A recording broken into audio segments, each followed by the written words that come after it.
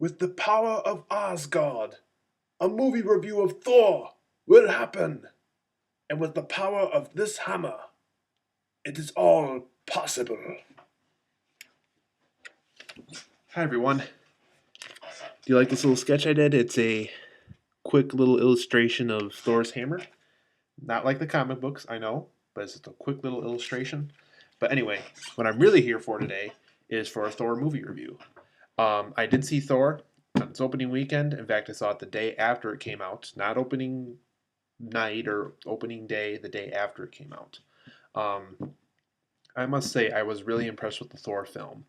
Um, it's one of those films where I would actually have a really hard time pointing out something bad about it. It was just really well done. Kenneth Branagh, who, if for those of you who have seen Harry Potter and the Chamber of Secrets, the movie, he played Professor Lockhart. He directed this film. He directed Henry V a while back too, so he does have some film directing experience. Um, and you can definitely tell he's involved with some Shakespeare films because there's especially the scenes that take place in Asgard, which is where Thor lives in the heavens. You can definitely get a Shakespearean medieval feeling to those scenes, which I really, really enjoyed a lot. The CGI actually is really, really good. Asgard looked great. The heavens and Valhalla and all those places in the heaven area of the film looked great. Um, Anthony Hopkins was an excellent Odin. Chris Hemsworth was an excellent Thor. I love Thor's voice. You're no man and a fool. He sounded like that, and um, I liked how he still had that voice when he was on Earth, even if he didn't have his powers. That was great. Believe it or not, there are some good humorous scenes in this film. Like, don't want to give too much of the film away, but I do want to explain some things.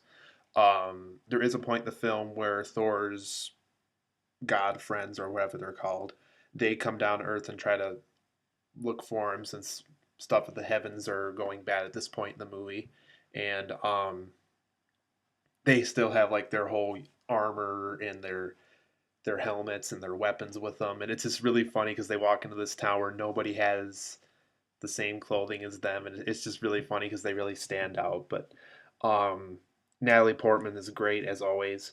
I can't name a film where she was bad. Just in my opinion, she's one of those actresses where it's not so much the movie she's a part of are bad. If a movie is bad and she's in it, it's the movie's fault for being bad. It's not her fault that the movie was bad. She's always a really great actress. I always feel like she really gets into her roles, and I really like that. I still think she was better in Black Swan for me personally, but she was great in this film. If they do make another Thor film, I hope she returns as Jane Foster because she was excellent. Um, the actress who played Sif was really good. Sif was, I think that's her name, one of Thor's girlfriends up in the heavens. Um, and Joseph Calmars, I'm going to tag you in this video because I think you told me somewhere Sif marries Thor in the comics, at least at some point in time. That's when the whole Jane Foster and Thor thing didn't work out. Um,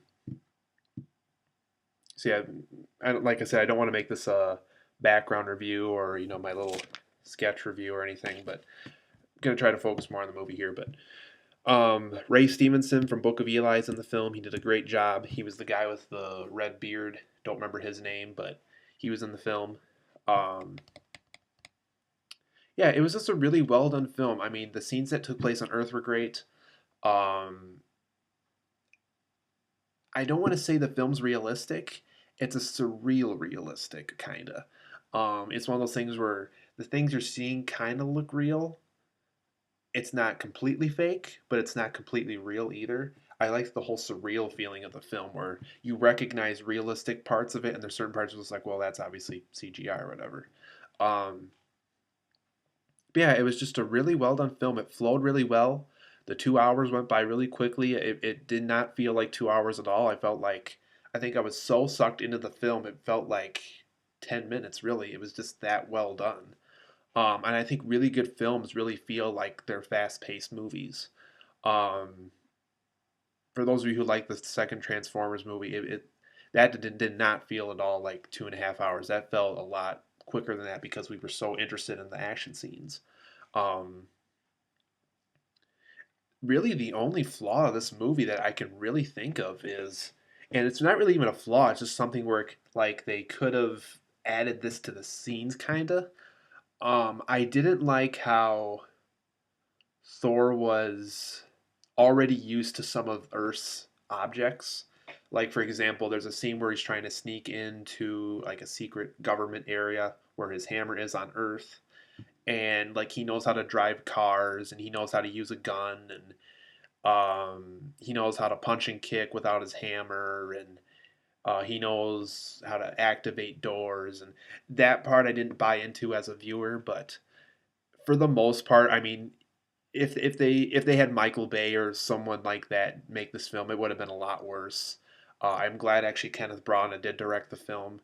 It would have been interesting if Jon Favreau directed it since he did Iron Man. There's a lot of Iron Man references in the film, by the way. In fact, there's a scene in this film that's at the very end of Iron Man 2 for those of you who sticked around after the credits for Iron Man 2.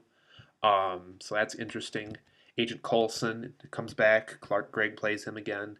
Um, Samuel L. Jackson plays Nick Fury at the end credits. Yes, I did stay after the credits, and yes, there is another kind of like Iron Man 2. There's a scene at the end that gives you a hint of what's going to go happen in the Avengers. Loki was a great villain. Didn't talk about him a lot throughout this video, but Loki is the villain of the film. I don't want to explain why he's the villain because that'll ruin one of the twists of the movie. But he was great. I don't know who that actor was, but he did a great job of playing Loki.